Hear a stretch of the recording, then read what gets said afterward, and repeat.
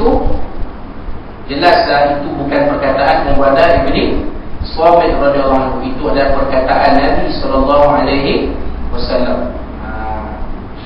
Itu bukan perkataan sahabat Nabi berkenaan. Itu dipanggil marfu'an. Sebab dia tak sebut qala Rasulullah SAW, dia terus dia. Ubadah bin Samit radhiyallahu anhu qala idza hafaza al-'abdu ala sampai ni. Bila tengok mafhum, kita baca hadis tu, kita tengok mafhum dia jelas ini bukan perkataan para sahabat, ini perkataan Nabi sallallahu alaihi wasallam. Jadilah dia hadis marfu'.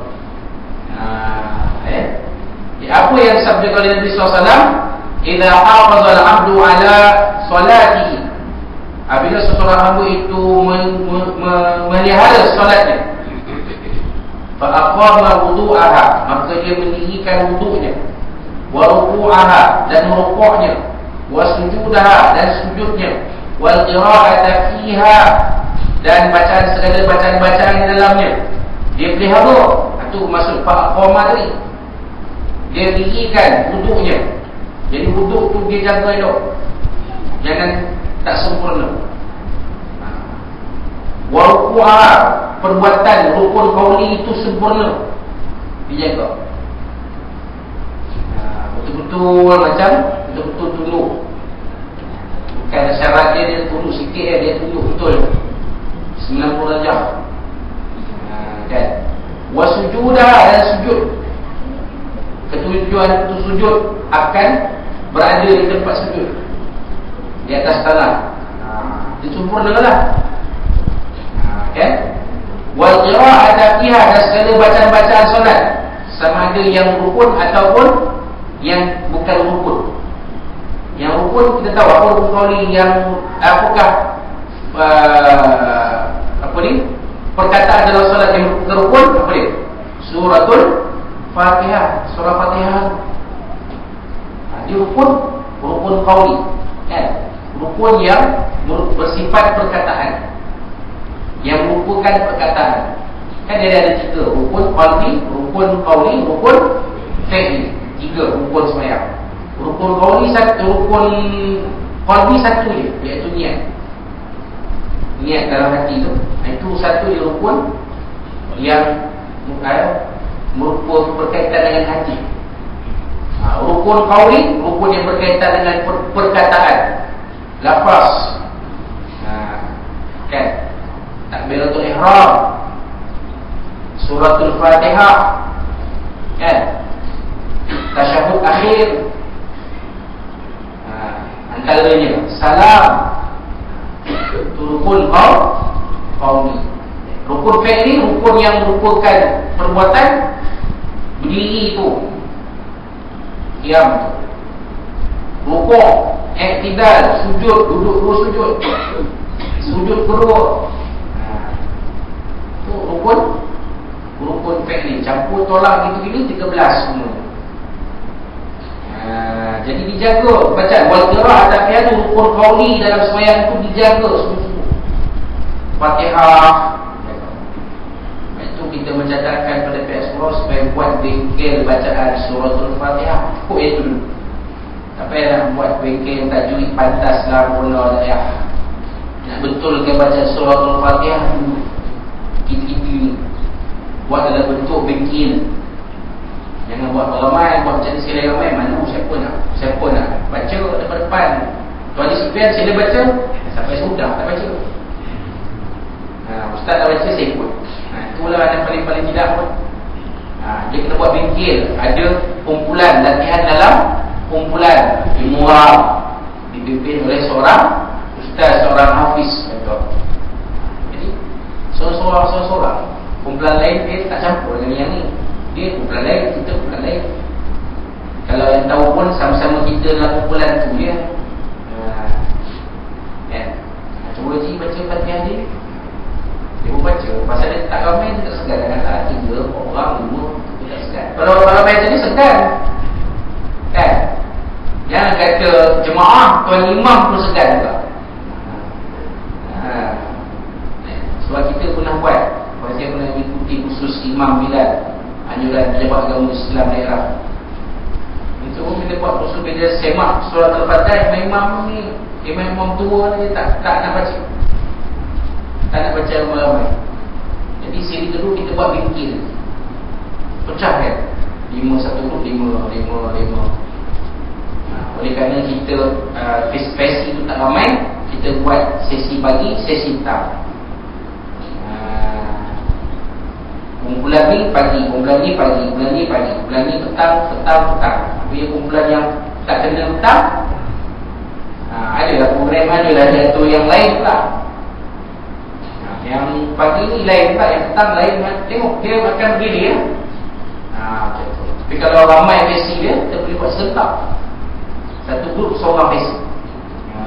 Yang jaga betulkan buang lahan jadi dalam surah Al-Fatihah. Salah kesilapan yatim. Siratal ladzina an'amta 'alaihim, buang.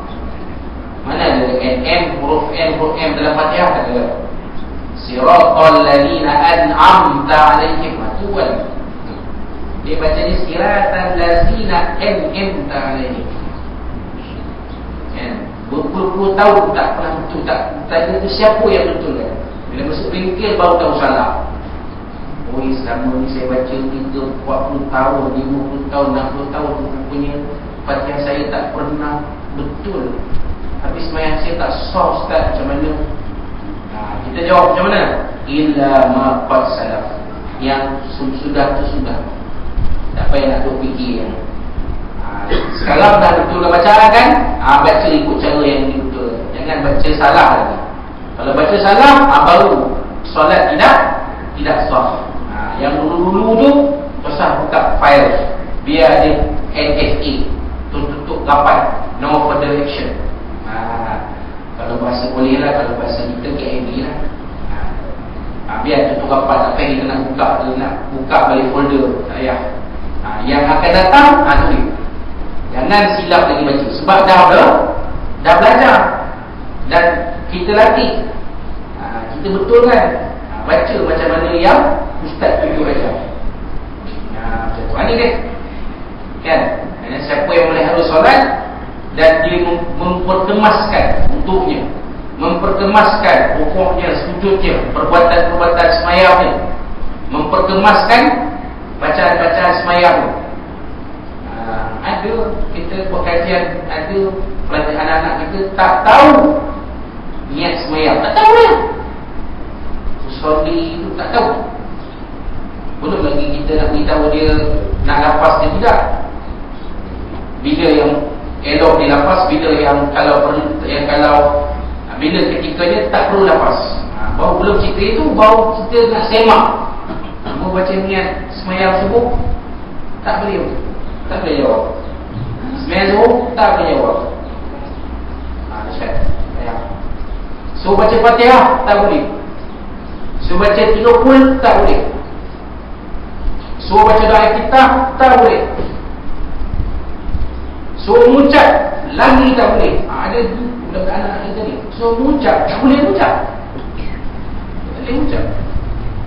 Sebab dia tak pernah solat.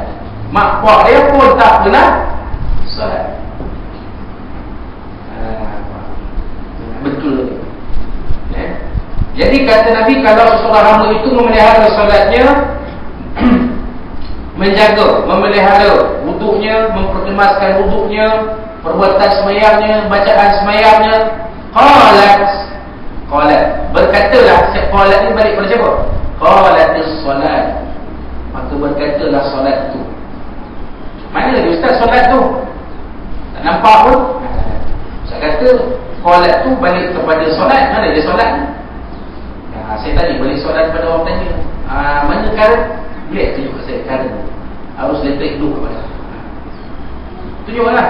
Kalau boleh tunjuk kat saya rupa dia macam mana, saya sanggup bayar sebulan gaji saya. Baru tunjuk current tu rupa dia. Takkan boleh tuan. Kita tak nampak. Takkan sampai bila-bila takkan nampak apa ini itu harus elektrik. Tapi harus elektrik itu wujud dengan lampu terpasang, lampu menyala, kipas berpusing, boleh cas handset. Tak izin tu. Terlupa nak tak izin tadi kata ibu. Boleh transit, sibuk sangat tak ada nak transit. Kan? Tu dia. Kalau kata tiba-tiba blackout, tak ada arus elektrik, blackout, tak ada current elektrik, apa pun tak boleh. Bila tengok dalam rakaman, nampak muka hitam saya, gelap di muka saat semi tu. Kan? Sebab tak ada lampu surau dah terpadam. Walau yang sebelah yang padam pula masih pula mulut orang. Cakap je kan. Itu yang Nabi kata qalatus solat. Maka berkata solat tu di mana? Yang nak tanya benda gaib. Beriman saja kita. Sami'na wa amanna. Kami dengar dan kami beriman. Kerana bila kami beriman dengan perkara gaib, inilah salah satu ciri orang-orang yang bertakwa. Alladzina yu'minuna bil ghaib. Jadi orang bertakwa, yang pertama-tamanya dia beriman dengan perkara gaib. Semayang ini perkara gaib. Di alam dunia kita tak nampak, tapi mungkin di dalam alam